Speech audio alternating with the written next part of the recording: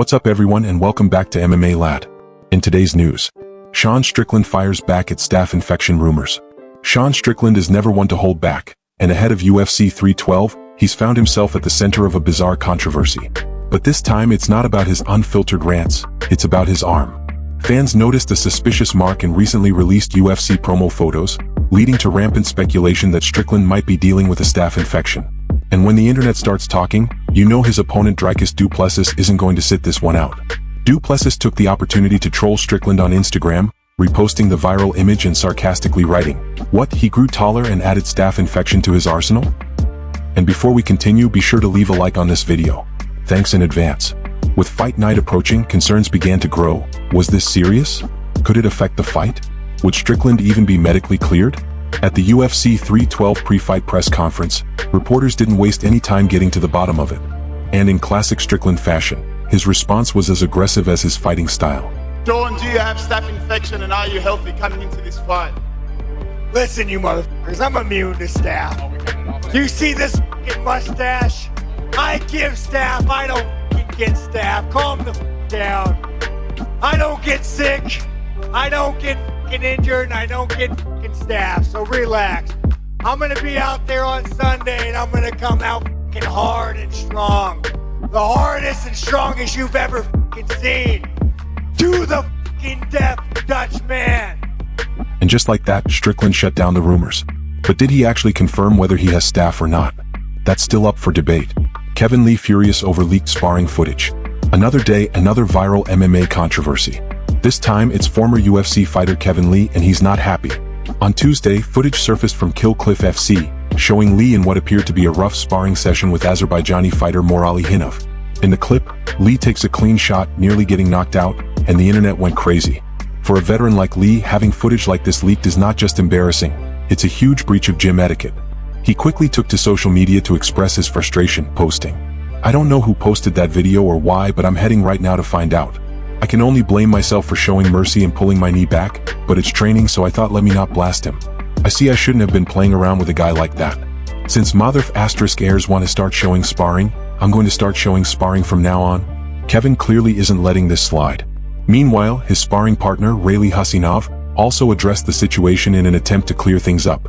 He posted a video explaining that there was no bad blood, and the clip was being blown out of proportion. I want to try explain what's going on there. He's my favorite partner because we always work each other hard. The hard work always is paid when you fight. That's our point. That was not my point. Hit him hard. That's fly knee coming. What should I do? Should wait and check that's light or hard?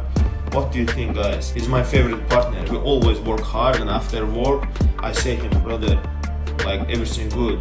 He hit me hard, I hit him hard. I just didn't want like this situation happen, but can happen everyone. This even though this is part of the big part of our game, or training, or MMA, like that's normal for us. Seems like a classic case of sparring gone wrong, but with Kevin Lee now threatening to release his own footage, this gym war might just be getting started. Fight announcements and cancellations.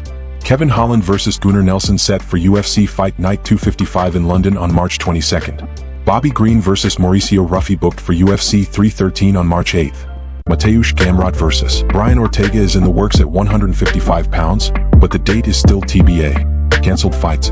Dominic Cruz vs Rob Font. Cruz suffers an undisclosed injury.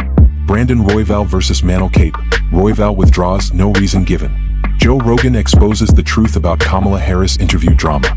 Joe Rogan is not happy about claims that he dodged an interview with Vice President Kamala Harris to prioritize Donald Trump. A new book, Fight Inside the Wildest Battle for the White House, suggests that Rogan set up roadblocks to prevent Harris from appearing on his podcast. But on a recent JRE podcast, Rogan called BS on the claims, setting the record straight. The other thing was like they wanted to do it that Saturday, the day after Trump, and I said, I'll do it, but it has to be at 8:30 a.m. The reason why was I had a podcast already scheduled that was a live UFC podcast. So there was this title fight that was happening. I have friends, I flew in 3 of my buddies from California, and we were all going to do this podcast together. Like, we had committed to doing this. Like, they were already in town. Like, I can't just say, no, guys, I can't do this awesome thing because I have to interview Kamala Harris. I'm an MMA commentator. This is part of my job. And I said I would do it. I said I'll do it, but it has to be like 8:30 in the morning because I have to be done by the time the fight starts. That's the reason. Whether Harris actually wanted to be on the podcast or not, one thing is clear. Rogan isn't buying into the narrative. Jeremy Stephens and Mike Perry's bare-knuckle beef.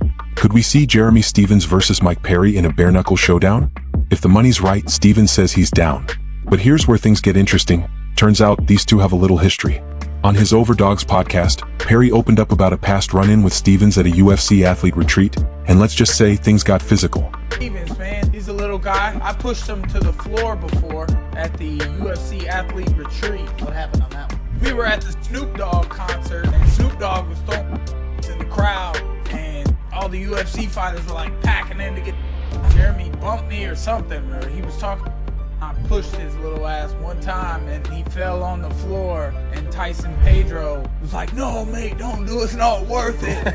He getting me off him. I didn't do that. I just shoved him like a baby. So imagine a bare knuckle fight. Stephens versus Perry in BKFC? Well, this sounds like pure chaos and pure entertainment. Anthony Smith breaks silence on podcast exit. After weeks of speculation, Anthony Smith finally opened up about why he left Michael Bisping's Believe You Me podcast. Fans were shocked when Smith ghosted the show, and Bisping later revealed that Smith simply stopped responding. Now, Smith has spoken out, saying it wasn't personal, he just struggled with time management and communication. Michael Bisping and I have no beef. Like, we're good. Like, if I seen him, we dap it up and hug and have a beer at some point, I'd imagine. I love Paul Felder. Like, I really, really enjoy Paul. I think he's incredible at what he does. I think he's an amazing voice in the MMA space. But first, as many people as say that Paul Felder is an upgrade and that I absolutely suck at what I do, I don't know what the problem is then. Like, if I was so bad on the show and did such a bad job, I don't know why everyone's so angry about it that I'm not on it anymore.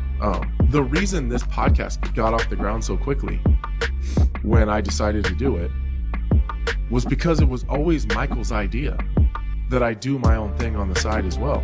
That it's not like I was just had this thing ready, you know, in secret, ready to fire off. There for a while, it was 2 days a week. Well, it started off 1 day a week, then it went to 2 days a week, and the second day, one was hard enough, and then the second day was almost impossible. So then it went back to 1 day, and like, there's 4 of us that are on the show. It's me, Brian Harrington, and Michael. That's 3 people. That's 4 people in 3 different time zones. It was just hard. It was just hard, and we really fought our way through it and made it work for a really long time. And I had a whole lot of fun. But at times it was tough, especially when I was in training camp. And I know that was always super frustrating. I'm a really bad communicator.